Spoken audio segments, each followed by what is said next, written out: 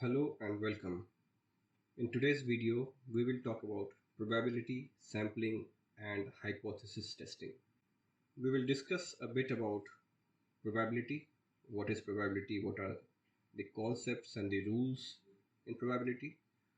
We will discuss a bit about sampling and also about hypothesis testing.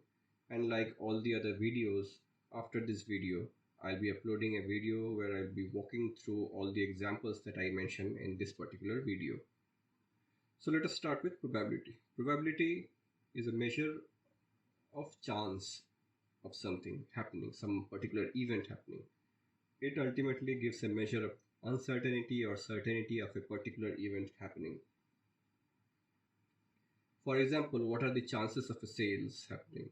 Or what are the chances of a machine failing? Or what are the chances of a new medicine working? And so on. It is given by the formula as shown here. We denote probability as capital P, and within bracket we mention the event of interest, and then the formula is R by N, where R is the number of favorable outcomes and N is the number of total possible outcomes. Probability of something is always in between 0 and 1, inclusive of 0 and 1, of course. So it can be 0 and 1 or any other value in between 0 and 1. Probability of all different possible events in a particular scenario will always be equal to 1. For example, in a football match, let's say a match of Arsenal, the probability of Arsenal winning plus the probability of Arsenal losing plus the probability of the match being draw plus the probability of match getting cancelled plus any other probability related to this particular football match, or rather the outcome of this particular football match, will always add up to 1. In a given scenario, probability of all possible outcomes will add up to 1. And third one is probability of A equals to 1 minus probability of not A. So for example, probability of Arsenal winning equal to 1 minus probability of Arsenal not winning. Now when we have two events, we can calculate the probability of the two events happening. So for example, in this one, we are measuring probability of A and probability of B happening. So for example, probability of A, which let's say a day being cloudy, and probability B, that the day is windy, that is strong wind, both of them happening together, that is probability of A and B, is given by 3, that is this value from here, by total number of possibilities. So 3 by 334. It will remind you of the lessons in set theory. Then we talk about probability of A or B. In this case we use a union. In the previous one we used an intersection. In this one we are using a union sign. So probability of A or B, that is probability of cloudy or strong wind, will be a sum of this one, all possible cloudy, and sum of this one, all possible strong wind. However, if we add these two, there is one element, this area, which we are counting twice, we are adding twice, because this area is common to both. So we subtract this area, we subtract the intersection area, and we do it here, and then again we divide it by the total number of outcomes. This is how we calculate probability of A or B. Now, some event is called mutually exclusive when they are not connected at all. That is, probability of A and B happening together is 0. So if there are two events that will never happen together, in a particular scenario, of course. For example, in this case, strong wind and no wind cannot happen together. Or if we consider the example from the last slide, in an Arsenal match, Arsenal cannot win and lose at the same time as far as the results of that particular match is concerned. So this kind of events are called mutually exclusive. When we include all possible outcomes of a particular scenario, then it adds up to 1, if you remember from the example of football match from the last slide.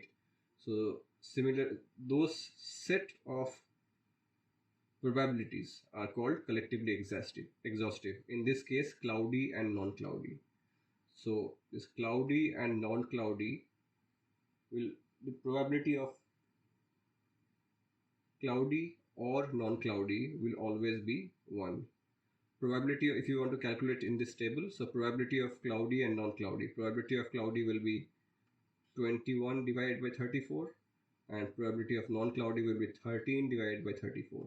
If you add up those, it will come to 1. So these kind of events, or these set of events, are called collectively exhaustive.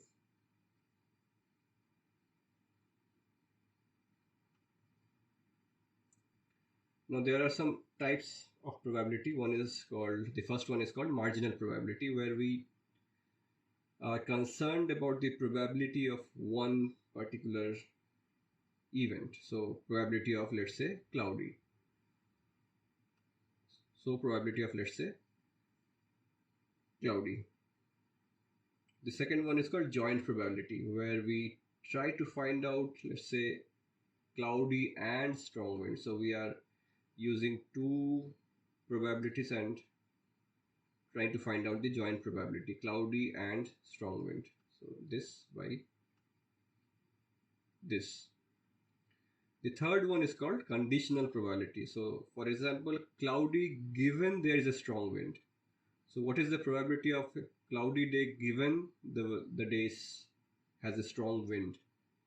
So that would be calculated as, so there the total possible strong wind cases, let's say 10, and out of these number of cloudy is 3, so probability is 3 by 10. There is also a formula for this, as you can see from here, so which is actually what I mentioned here. Probability of A intersection B is given by 3 by 34, and probability of B is given by 10 by 34. So if you divide it by them, if you divide these, then it becomes 3 by 10. So there are some rules in probability.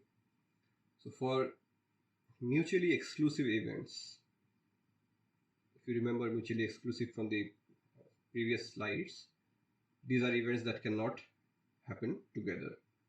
So the addition of these two probabilities will be PA plus PB. So you just add them together. However, if they are not mutually exclusive, in that case we add them together and subtract the common area, the intersection area. We had shown this kind of example in one of the previous slides, where we had added the probability of cloudy and probability of windy, and then subtracted the probability of both of cloudy and strong wind together. So this is what this rule shows. Then there is a rule for multiplication as well. In case of independent events, we'll come to independence in a bit.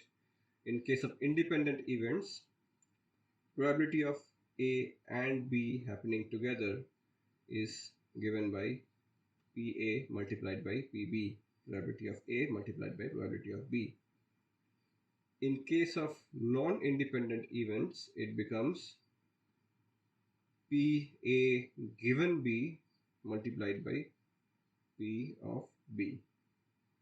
So PA given B, the conditional probability, and P of B, the marginal probability.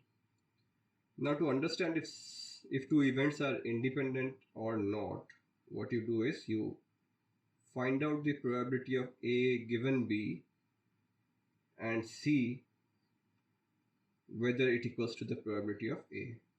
Let us try to find it out here. So probability of A given B. Let's say A is cloudy and B is strong wind. So probability of A given B is, so probability of cloudy given strong wind is, so here we have 10 cases of strong winds, and out of these 10 cases, there are 3 cases wind can be cloudy, so the probability is 3 by 10. And what is the probability of A? Probability of A means probability of cloudy. It is equal to 21 by 34, which is not equal to 3 by 10. Hence, they are not independent events. And when they are not independent events, we calculate the probability of A and B happening together by this formula. Let us try it. So probability of A given B is 3 by 10 into probability of B. Probability B is 10 by, the 10 is coming from here, 10 by 34. So 10 and 10 gets cancelled. It is 3 by 34. And if you check it from the table, A and B happening together, that is cloudy and strong wind happening together, it is 3 out of 34.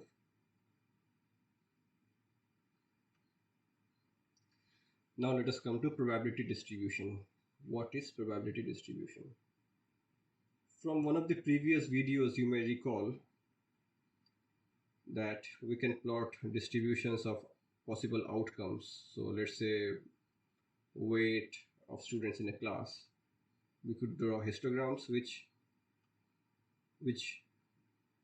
in this axis it showed the actual weights, and in this axis, y-axis, it was showing the number of times it occurs. So let's say weight of 10 kilos, how many times it is occurring, or weight of 40 kilos, how many times it is occurring. When this is converted into probability, so probability of these things occurring, probability that weight is 10 kilo or probability of weight is 40 kilo occurring, and we plot the distribution like that, that is called probability distribution. Now in our case, we will be discussing about 3 different kind of probability distribution. These are binomial, Poisson and normal. It may be important to tell you at this point that we are interested in the probability distribution because in statistics there are already proven formulas to calculate, let's say, probability of a certain element if we know the distribution.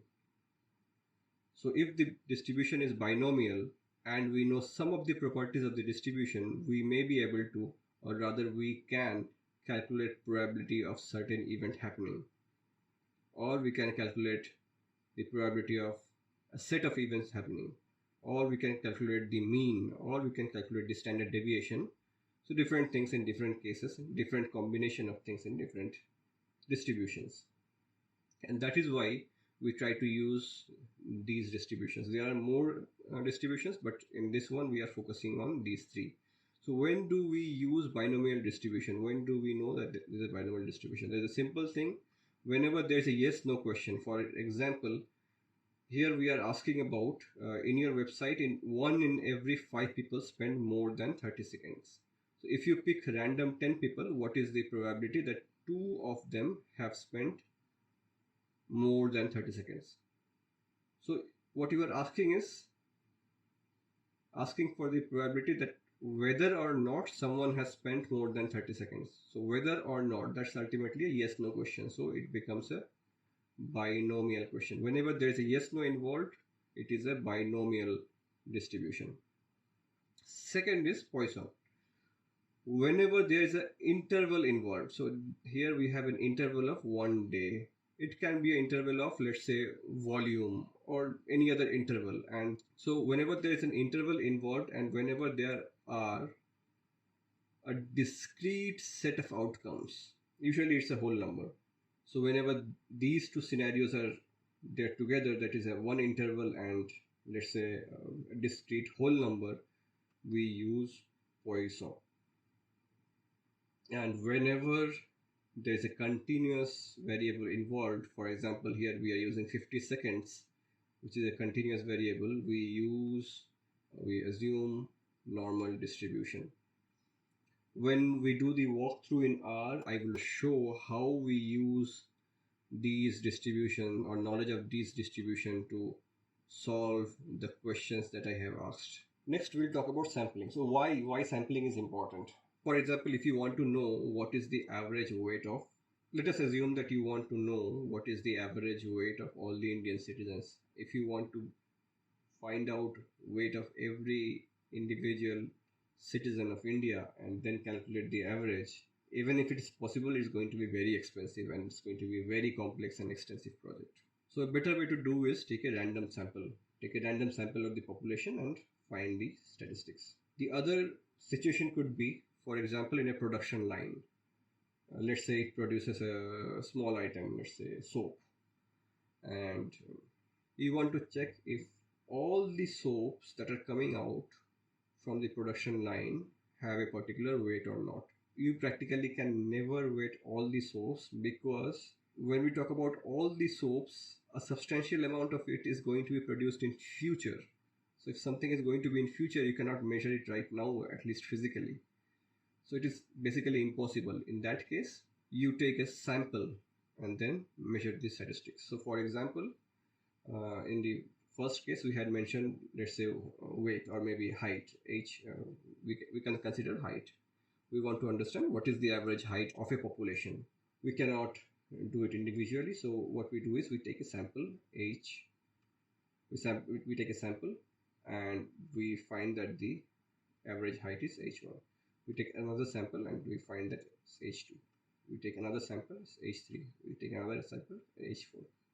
When we do this, do you think this h1 will be equal to h of this population? Think about it for a while. In most of the cases it will not be.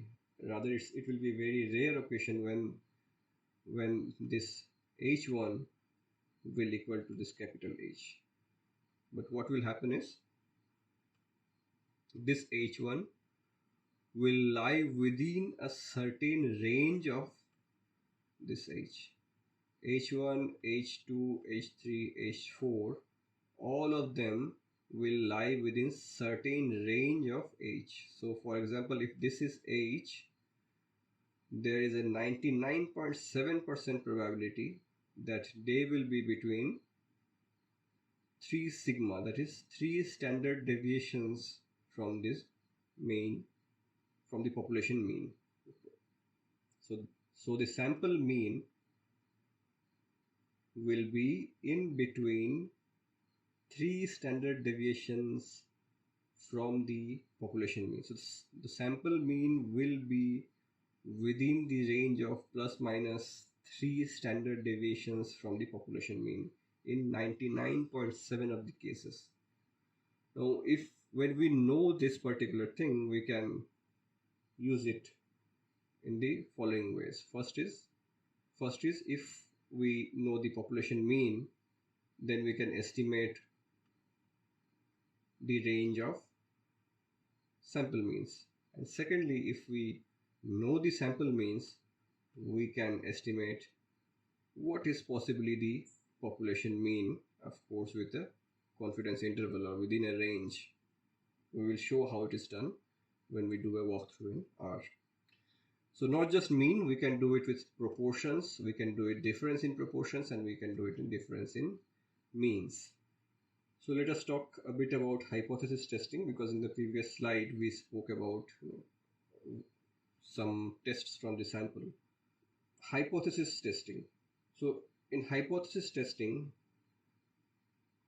for example, you have a sample of data from the previous slide. Let's say the height of people, height of let's say X randomly selected individuals from a population, and let's say you measured some of the parameters. For example, mean, the sample mean is let's say some number 45, and then you want to know from that information, from the information of the sample, whether or not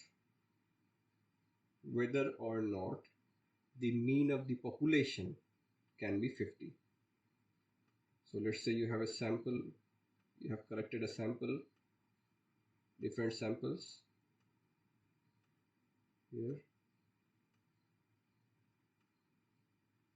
and their mean is, let's say, sample mean is, let's say, 45. From this value you want to find out from this value you want to find out if the population mean, so this is a sample, right? So this is a sample, these are samples. So from the sample mean you want to find out if the population mean is or could be 40. Then this is one case where we can use hypothesis testing. Or for example, you want to understand if the mean is greater than 50 or if the mean is less than 50. So all these population means that I'm talking about, we have to find out from the sample means. So we try to find out population parameters from sample, and that is the case when we use hypothesis testing. To do hypothesis testing, the first thing is to formulate the hypothesis. So for example, when the question is if the population mean is equal to 50, then we formulate the hypothesis. So one null hypothesis we create, which is equal to 50. In this case, mean equal to 50. And we create an alternate hypothesis as well, in which we say mean not equal to 50. And then we test to either reject the null hypothesis or to accept the null hypothesis. Now, which one will be null hypothesis? Whenever there is an equal sign involved, that becomes null hypothesis. In this case as well, you see the greater less than equal to. So if there is equal sign involved, this becomes null hypothesis. And the other one is alternative hypothesis. So here as well, we have the equality sign. So greater than equal to. So there is an equality sign, that becomes null hypothesis. Otherwise, it becomes alternative. Now, once we have formulated this hypothesis, we do a test called t-test. There is a complex process and formula to do that, but fortunately in R there is a straightforward formula to do it. But you need to remember that whenever the question is about whether or not something is equal to a particular number, then we do a two-sided test. Whenever there is a greater than involved, we do a upper tail test, and whenever there is a smaller than involved in the alternative hypothesis, we do a lower tail test. When we do the walkthrough in R, I will show these with example. Well, that's all for now. Thank you very much for watching. I hope you enjoyed this video. I again would really appreciate your feedback and would also appreciate your support in form of sharing, subscribing and liking. Thank you so much.